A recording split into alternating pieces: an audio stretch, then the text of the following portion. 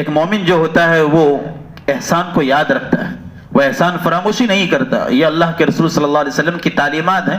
یہ آج جو ہے احسان فراموشی کا ایک عام ماحول ہے. اللہ کے رسول صلی اللہ علیہ وسلم کی زندگی ہمیں بتلاتی ہے کہ اگر ہم پر کسی نے تھوڑا بھی احسان کیا ہو تو ہم اس کو ہمیشہ یاد رکھیں، کبھی بھی اس کو فراموش نہ کریں. احسان فراموشی ایک مومن کی زندگی میں نہیں ہو سکتی ہے. اور روایات کے اندر ہے کہ عام متن چونکہ یہ جو عورتیں ہوتی ہیں وہ احسان فراموش بہت زیادہ ہوتی ہے. خود اللہ کے رسول نے فرمایا کہ دیکھا کہ جہنم کے اندر عورتیں بہت زیادہ ہیں. اس کی وجہ پوچھی گئی تو اللہ کے رسول نے فرمایا کہ اس وجہ سے کہ وہ شوہروں کی ناشکری کرتی ہے، احسان فراموشی کرتی ہے. ایک شوہر زندگی بھر کماتا ہے، کھلاتا ہے، پلاتا ہے، اللہ اس کو ذریعہ بناتا ہے، محنت کرتا ہے، سب کچھ کرتا ہے گھر والوں کے لیے، لیکن اس کے باوجود دنیا کے اندر عورتوں کا یہ حال ہوتا ہے کہ وہ شوہر کے پچھلے سارے احسانات ایک طرف رکھ کر اگر کبھی کوئی ناگواری پیش آ جائے، کوئی کڑوا گھونٹ شوہر کی طرف سے پینا پڑے تو سارے احسانات کو ایک طرف رکھ کر عورت کی زبان سے یہی جملہ نکلتا ہے کہ آپ نے میرے لیے کچھ نہیں کیا. یہ جملہ جب ایک شوہر سنتا ہے تو اس کے دل کے اوپر بہت گراں گزرتا ہے، اس کو اچھا نہیں لگتا. ظاہر سی بات ہے کہ یہ بہت بڑی ناشکری ہے. اور اللہ کے رسول نے فرمایا کہ جو انسان کا شکر ادا نہیں کرتا وہ اللہ کا بھی شکر ادا نہیں کرتا.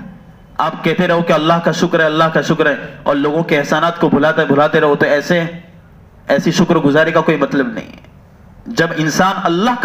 جب کوئی انسان کسی انسان کا شکر ادا کرتا ہے تو گویا وہ اللہ کا بھی شکر ادا کر رہا ہے. اس لیے انسان کے احسانات کو، لوگوں کے احسانات کو ہمیں یاد رکھنا چاہیے. اللہ کے رسول صلی اللہ علیہ وسلم کی زندگی سے ہمیں یہی سبق ملتا ہے.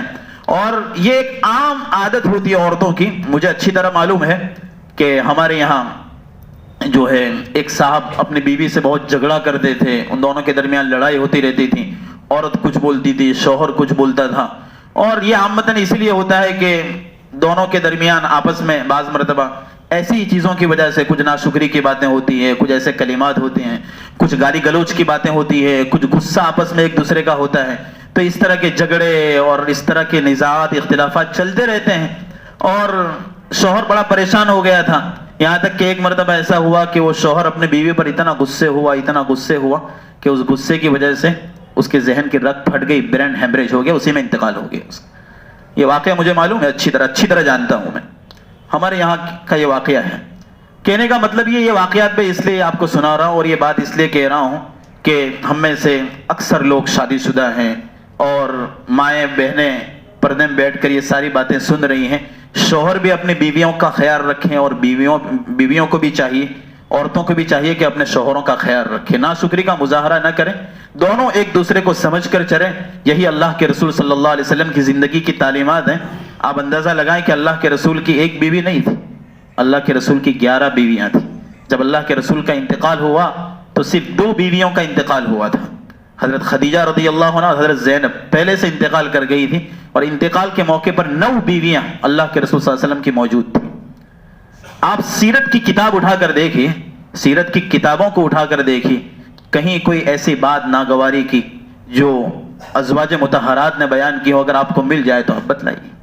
چھوٹی چھوٹی باتیں اگر کبھی پیش آ گئی تو اس کو کیسے سلجھایا اللہ کے رسول نے اور کیسے اس کو حل کیا، یہ سب سیرت کی کتابوں میں موجود ہے.